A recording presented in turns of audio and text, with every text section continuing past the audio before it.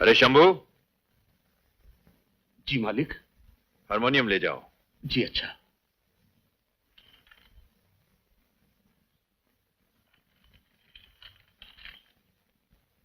अच्छा जी, मैं जा रही हूँ। 2 मिनट ठहरिएगा, एलाइजा को आपसे कुछ काम है। एलाइजा।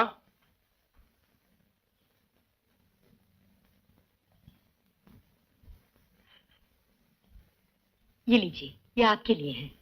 2 दिन के बाद मैरी का कॉलेज खुल रहा है, वो कल ही बॉम्बे जा रही है। लेकिन ये सब किस लिए?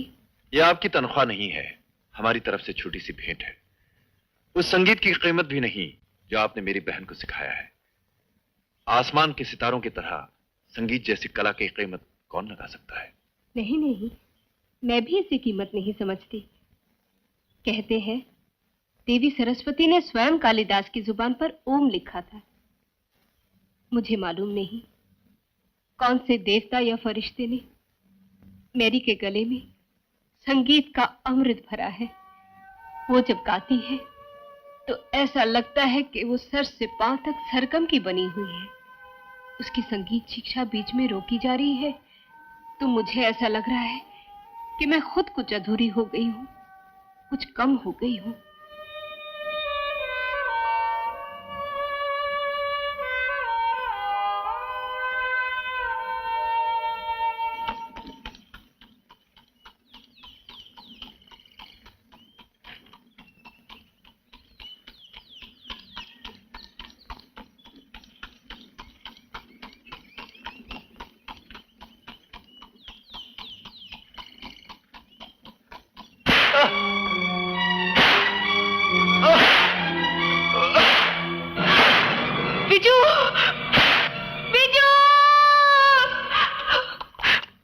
क्या हुआ बहन जी?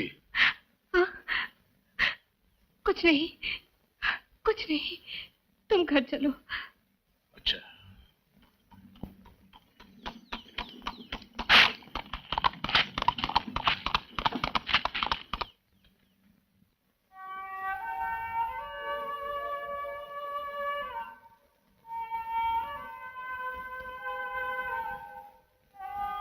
आज मैंने खाना नहीं पकाया, मेरी तबीयत कुछ ठीक नहीं है, तो ये फल खा ले।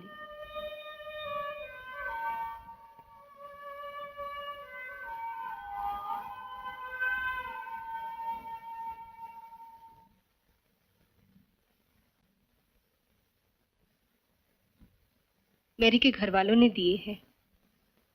मेरी कल बंबई जा रही है कॉलेज में दाखिल होने के लिए। अब मुझे वहां नहीं जाना होगा।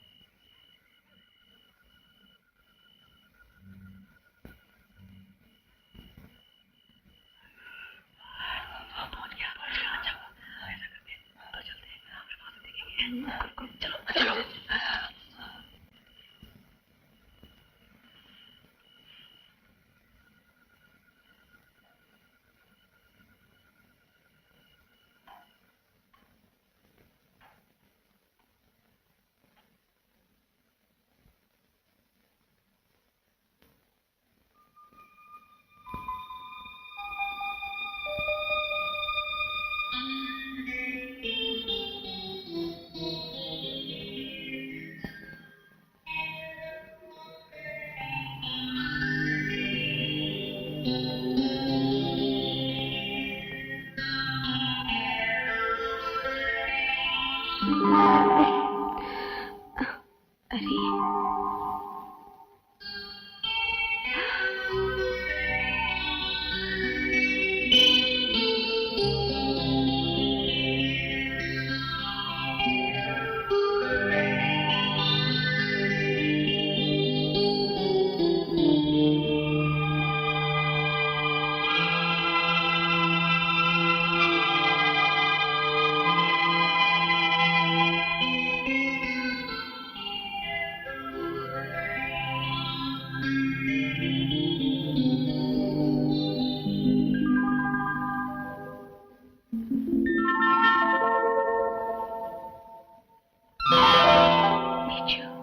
मैरी,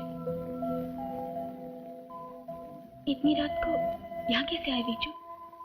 तुम तो जानते हो मेरे भाई ने तुम्हें देख लिया तो हम दोनों का क्या होगा?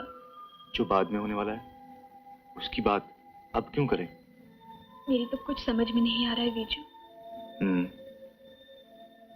वो मुझे कल कॉलेज भेज रहे हैं और मैं जाना नहीं चाहती। तुम ही सोचो ना बीजू, मेरा कॉलेज जाना किसी तरह रुक नहीं सकता क्या? मेरी तो कुछ समझ में नहीं आता, मैं क्या करूं? क्या कर रहे हो? मेरी तो जान पे बनी हुई है। फिक्र मत करो, तुम्हारा जाना रुक सकता है।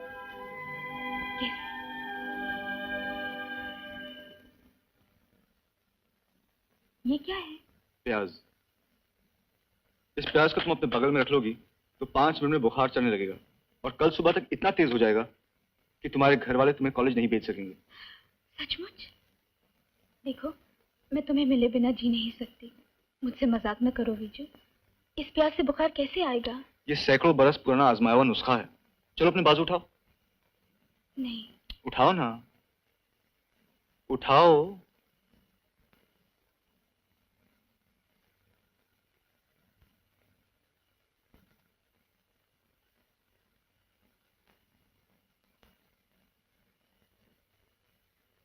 ये तुमने क्या किया विजू? तुम चाहते हो तुम्हें भी बुखार हो जाए? हाँ, जो तुम्हें हो मुझे क्यों ना हो?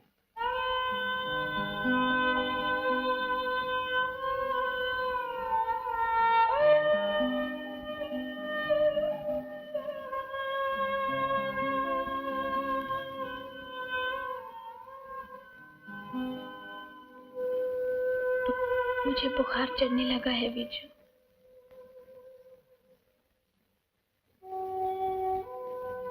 अब तुम्हें कोई कॉलेज नहीं भेजेगा और अगर भेज भी देगा मैं तुम्हें वहां से भी उठाकर वापस ले आऊंगा। सच विजू? Oh my Viju.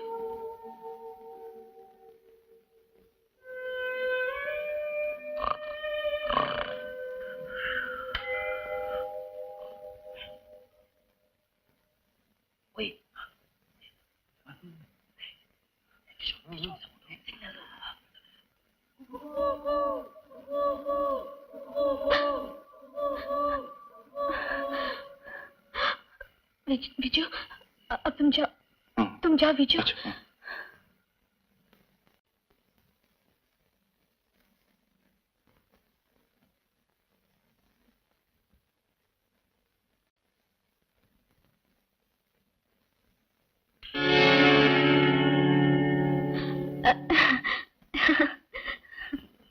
इस वक्त ऊपर छत पर क्या कर रही थी? ऊपर जरा ताजा हवा खाने गई थी। नीचे बहुत घुटन सी हो रही थी ना। घुटन? घर में या दिल में? हाँ? तेरी लाल लाल आंखें बता रही हैं तू रात भर सोई नहीं।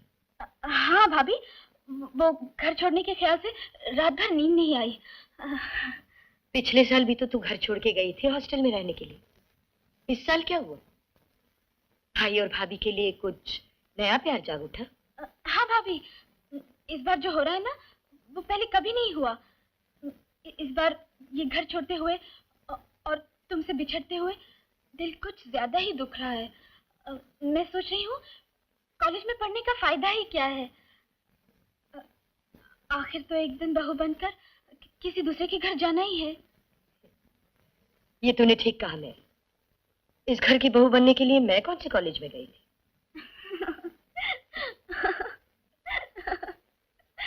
एक तमाचा खा के माँ याद आ गई। उस वक्त कुछ याद नहीं आता जब उस लोफर के साथ घूमती फिरती है।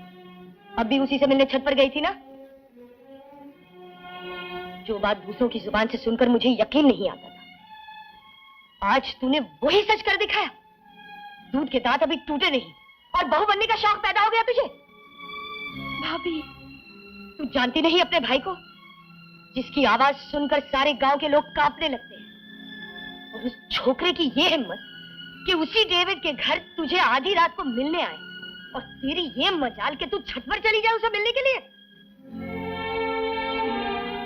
नहीं मैरी, तू उसे प्यार नहीं कर सकती, इसलिए कि तू डेविड की बहन है, और डेविड उस बाप का बेटा है जिसने मुझे बहू मानने में बहुत देर लगाई। हालांकि मेरे बाप ने हजारों के कपड़े और जेवरों के साथ सोने के 100 पाउंड भी दिए थे।